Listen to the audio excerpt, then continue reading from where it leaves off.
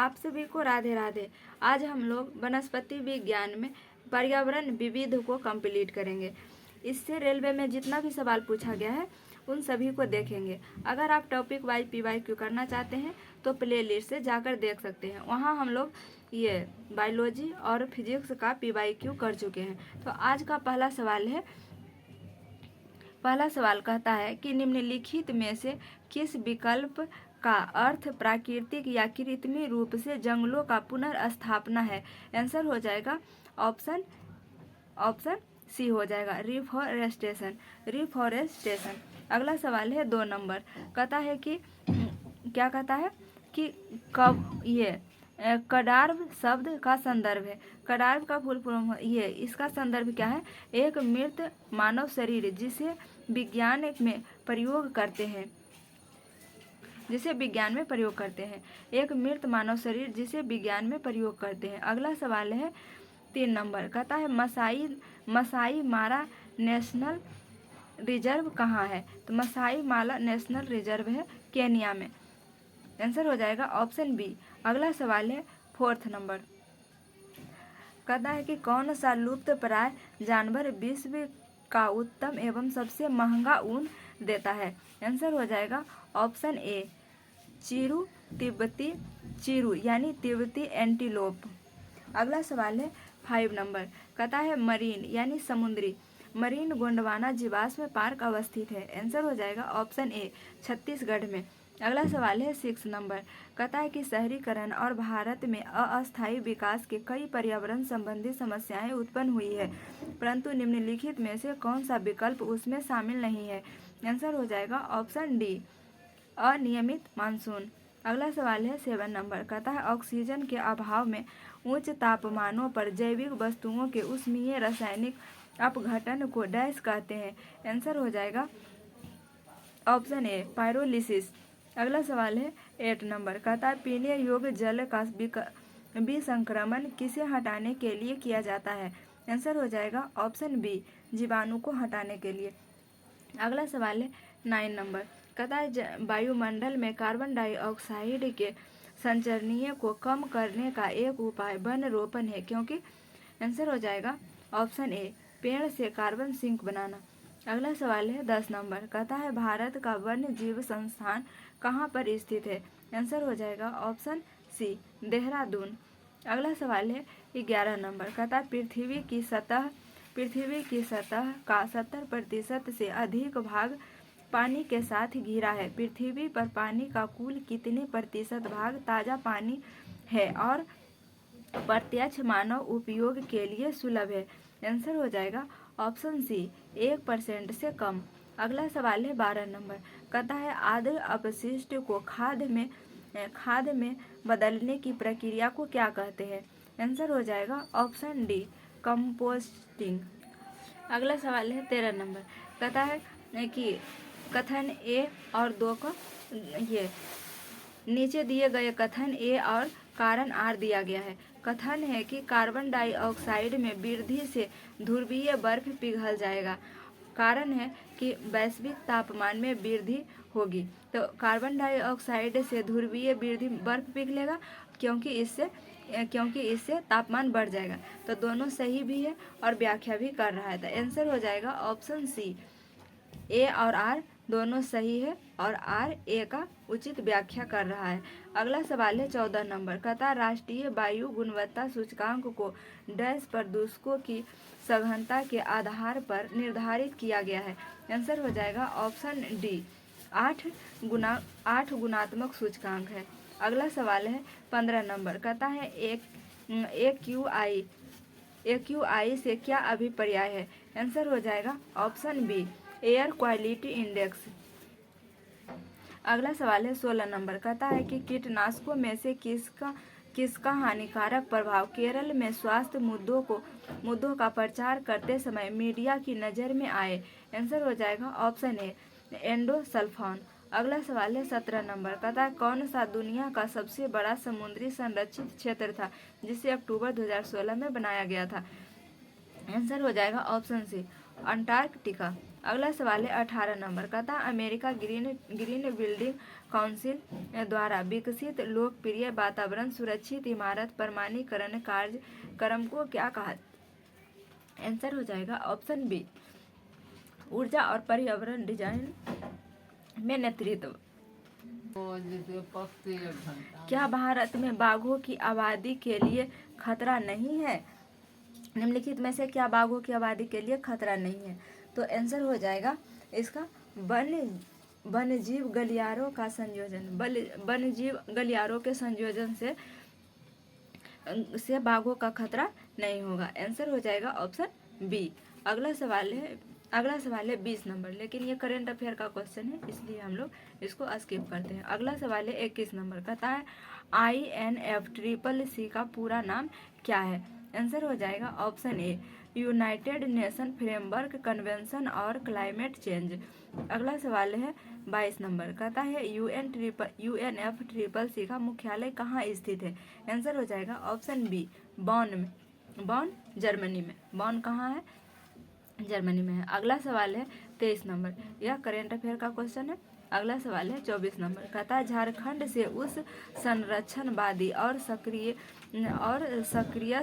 कार्यकर्ता की पहचान करें जो महिला ट्रांसफॉर्मिंग इंडिया 2017 पुरस्कार से, ये भी करेंट अफेयर का क्वेश्चन है। अगला सवाल है 25 नंबर का था, चंडीगढ़ में रॉक गार्डन का निर्माता है? आंसर हो जाएगा ऑप्शन ए, नेक चंद्र। अगला सवाल है, गोदान किसकी रचना है? प्रेमचंद्र की रचना है। अगला सवाल है 26 नंबर का था, महाराष्ट्र में गोवर्धन पारिस्थितिकी गांव की स्थापना किस संगठन ने की है? आंसर हो जाएगा ऑप्शन डी, इस्कॉन संगठन। अगला सवाल है 27 नंबर का था, नीचे दिए गए विकल्पों में कुछ संदर्भों में 3 शब्द समान है और एक शब्द अलग है, वह शब्द चुने जो बाकी से अलग है। आंसर हो जाएगा option A, plastic. Option B में लिखा हुआ है लकड़ी, कागज, ऊन, ये सभी प्राकृतिक स्रोत है, लेकिन प्लास्टिक मानव निर्मित स्रोत है। अगला सवाल है 28 नंबर, कहता है कि येलोस्टोन राष्ट्रीय उद्यान कहाँ है? आंसर हो जाएगा ऑप्शन सी, संयुक्त राष्ट्र अमेरिका में। अमेरिका में क्या है? येलोस्टोन राष्ट्रीय उद्यान। अगला सवाल है 29 नंबर, कहता है एक कथन के बाद 2 तर्क 1 और 2 दिए हैं, निर्णय करें कि कथन के संबंध में कौन सा तर्क मजबूत है। कथन में दिया हुआ है, क्या ग्लोबल वार्मिंग असली खतरा है? तो यहाँ पहला में लिखा हुआ कि हाँ, यह एक खतरा है जिसके परिणाम स्वरूप समुद्री तल में वृद्धि, अत्यधिक गर्मी, जंगली आग के खतरे और सूखे और अन्य जल आपूर्ति के मुद्दे होते हैं। तो पहला सही हो जाएगा। और ऑप्शन बी में बोल रहा है कि नहीं, ग्लोबल वार्मिंग कुछ लोगों द्वारा बनाई गई एक गलत धारणा है, तो ऑप्शन 2 गलत हो जाएगा और पहला सही हो जाएगा। इसलिए आंसर हमारा हो जाएगा ऑप्शन बी, केवल तर्क 1 मजबूत है। अगला सवाल है 30 नंबर, कहता है कि कार्बनिक पदार्थों के अपघटन द्वारा पृथ्वी की सतह के अंदर निर्मित ईंधन को डैश ईंधन कहा जाता है? आंसर हो जाएगा ऑप्शन डी, फॉसिल फ्यूल। अगला सवाल है, बायोमास किसे कहा जाता है? जो प्राकृतिक रूप से सड़ा गलाकर जो ईंधन बनाया जाता है उसे बायोमास कहा जाता है। अगला सवाल है, जैसे खरपतवार को गलाकर, गोबर को गलाकर उससे जो ईंधन बनाया जाता है उसे बायोमास कहते हैं। अगला सवाल है 31 नंबर का था, समुद्र तल पर पर्यावरणीय दाब डैश एटम होता है? आंसर हो जाएगा ऑप्शन सी, 1। समुद्री तल पर पर्यावरण दाब कितना होता है? 1 एटमॉस्फेयर होता है। अगला सवाल है 32 नंबर का था, जल संरक्षण में किसकी मात्रा का घटना एक बड़ी समस्या है? आंसर हो जाएगा ऑप्शन सी, भूजल की मात्रा। अगला सवाल है 33 नंबर, कहता है कौन सा प्रक्रिया वृष्टि के रूप में नहीं है? आंसर हो जाएगा ऑप्शन सी, जल प्रपात। अगला सवाल है 34 नंबर, कहता है कि मॉन्ट्रियल सन्निलेख यानी प्रोटोकॉल किससे संबंधित है? मॉन्ट्रियल प्रोटोकॉल किससे संबंधित है? ओजोन अपक्षय से संबंधित है। ओजोन का काम क्या है? यह पराबैंगनी किरणों को पृथ्वी पर आने से रोकता है। पराबैंगनी किरणों को यूवी किरण कहा जाता है। उसके कारण ये यूवी किरण के कारण पृथ्वी पर मनुष्य में त्वचा कैंसर हो सकता है। यूवी किरणें का यूज आरओ मशीन में किया जाता है। आरओ मशीन यानी रिवर्स ऑस्मोसिस, जो मशीन पानी साफ करने वाला होता है उसे आरओ मशीन कहते हैं। उसमें ओजोन का नहीं, उसमें पराबैंगनी किरणों का प्रयोग किया जाता है। ओजोन का ये फॉर्मूला होता है O3। तो मॉन्ट्रियल संलेखन किससे संबंधित है? ओजोन अपक्षय से संबंधित है। अगला सवाल है 35 नंबर, कहता है कि अधिकांश नवीकरणीय ऊर्जा स्रोत से होने वाली हानि है। आंसर हो जाएगा ऑप्शन ए, अस्थिर आपूर्ति। अगला सवाल है 36 नंबर, कहता है ऊर्जा के पारंपरिक स्रोत के एक उदाहरण की पहचान करें। आंसर हो जाएगा ऑप्शन ए, प्राकृतिक गैस। देखिए, पारंपरिक स्रोत उसे कहा जाता है जो पहले से ही चलता आ रहा है, और जो नया है उसे गैर पारंपरिक स्रोत कहते हैं। जैसे पवन ऊर्जा हो गया, सौर ऊर्जा हो गया और नाभिकीय ऊर्जा हो गया, ये सभी क्या है? गैर पारंपरिक स्रोत है। और प्राकृतिक गैस कैसा है? पारंपरिक स्रोत है। अगला सवाल है 37 नंबर, कहता है गुजरात स्थित सूरत जिला जिसे देश का सर्वप्रथम स्थल जहां 100% डैश उपलब्ध कराया गया है। आंसर हो जाएगा ऑप्शन डी, सौर संचालित प्राथमिक स्वास्थ्य केंद्र। अगला सवाल है 38 नंबर, कहता है ऊर्जा के वे स्रोत जो प्रकृति में बहुत लंबे समय तक जमा हुए हैं और जिनके खत्म हो जाने पर कोई जल्दी से बदलाव नहीं किया जा सकता। आंसर हो जाएगा ऑप्शन बी, ऊर्जा का गैर नवीकरणीय स्रोत। गैर नवीकरणीय स्रोत उसे कहा जाता है जो नया तरीका से खोज हो चुका है। जैसे सौर ऊर्जा हो गया, पवन ऊर्जा हो गया, ये सभी गैर नवीकरणीय ऊर्जा के अंतर्गत आते हैं। अगला सवाल है 39 नंबर, कहता है शक्ति स्थल एक ऐसा सौर ऊर्जा पार्क है जिसका उद्घाटन हाल ही में निम्नलिखित राज्य में हुआ था। तो ये तो करेंट अफेयर का क्वेश्चन है, इसलिए इसको हम लोग नहीं देखेंगे। अगला सवाल है 40 नंबर, कहता है कौन ऊर्जा का नवीकरणीय स्रोत नहीं है। आंसर हो जाएगा ऑप्शन डी, गैसोलीन। ये ऊर्जा का नवीकरणीय स्रोत नहीं है, लेकिन अगला सवाल, लेकिन ये जल विद्युत नवीकरणीय स्रोत है। जैव ईंधन नहीं, भूतापीय ऊर्जा क्या है? नवीकरणीय स्रोत है। अगला सवाल है 41 नंबर, कहता है कौन सा विकल्प नवीकरणीय ऊर्जा का स्रोत नहीं है। आंसर हो जाएगा ऑप्शन डी, कोयला नवीकरणीय ऊर्जा का स्रोत नहीं है। ये कौन सा ऊर्जा है? पारंपरिक ऊर्जा है।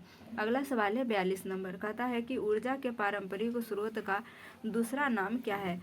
आंसर हो जाएगा ऑप्शन बी, ऊर्जा के गैर नवीकरणीय स्रोत। अगला सवाल है 43 नंबर, कहता है कौन सा नवीकरणीय ऊर्जा का स्रोत नहीं है। आंसर हो जाएगा ऑप्शन सी, जीवाश्मों से ऊर्जा। अगला सवाल है 44 नंबर, कहता है कि कौन नवीकरणीय स्रोत है। आंसर हो जाएगा ऑप्शन डी, हवा। अगला सवाल है 45 नंबर, कहता है कि सबसे अधिक उपयुक्त विकल्प से पूरा करें। सौर ऊर्जा डैश पवन ऊर्जा की तुलना में अधिक शक्ति उत्पन्न करती है। आंसर हो जाएगा ऑप्शन ए, कभी कभी। अगला सवाल है 46 नंबर, कहता है मनुष्य के लिए निम्नलिखित में से कौन सा प्राकृतिक ऊर्जा का एक सबसे बड़ा स्रोत है। आंसर हो जाएगा ऑप्शन बी, सूर्य। अगला सवाल है 47 नंबर, कहता है कौन सा अक्षय संसाधन कभी न समाप्त होने वाला साधन है। आंसर हो जाएगा ऑप्शन बी, सौर ऊर्जा। अगला सवाल है 48 नंबर, कहता है सौर ऊर्जा कहाँ से प्राप्त होती है। आंसर हो जाएगा ऑप्शन बी, सूर्य से। अगला सवाल है 49 नंबर, कहता है किस क्षेत्र में पवन ऊर्जा की उच्चतम क्षमता है। आंसर हो जाएगा ऑप्शन ए, पश्चिमी घाट में। तो ये था कंप्लीट क्वेश्चन। मिलेंगे नेक्स्ट क्लास में। जय हिंद।